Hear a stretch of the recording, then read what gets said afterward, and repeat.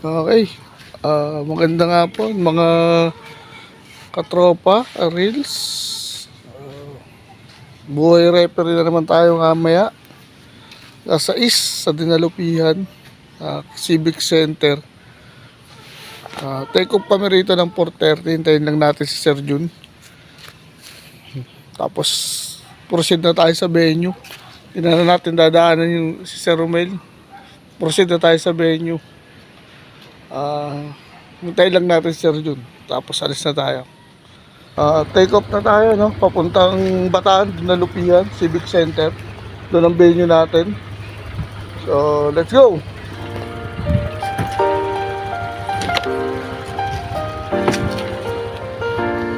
Ayan.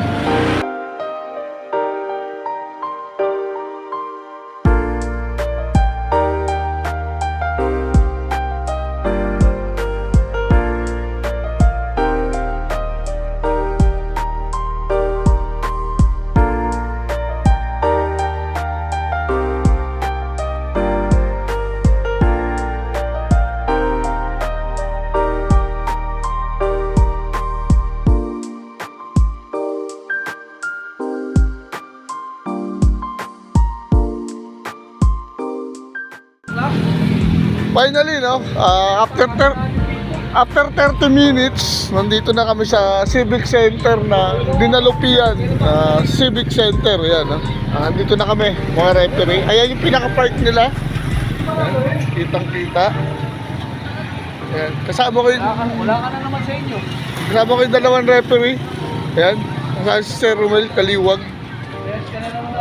Ayan, Sir Jun. Ayan, Sir Jun. Mga idol.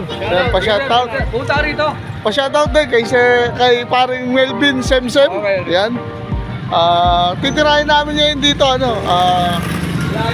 semifinals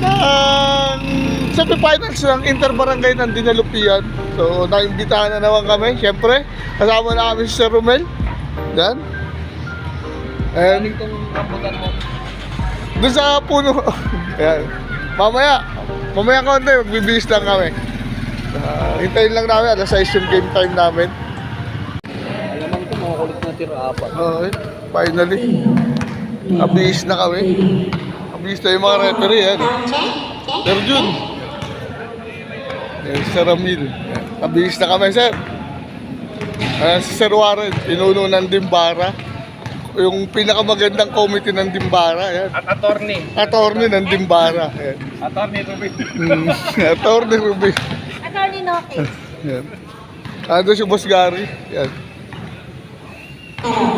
Si Boss Gary, yung commissioner ng Interbarangay. Ayan. Parating na yung mga players. Yan. Ayan, makasama namin referee. Yan. Tawag lang. Lala. Ayan, si Boss Gary. Sir, Gary. Yan. Papamasahe. Mamaya, sasakit na ulo niyan mamaya. Papailot eh. Papailot. Kita-kita na lang tayo guys mamaya sa game after ng game. So, update namin kung sino mananalo sa inyo.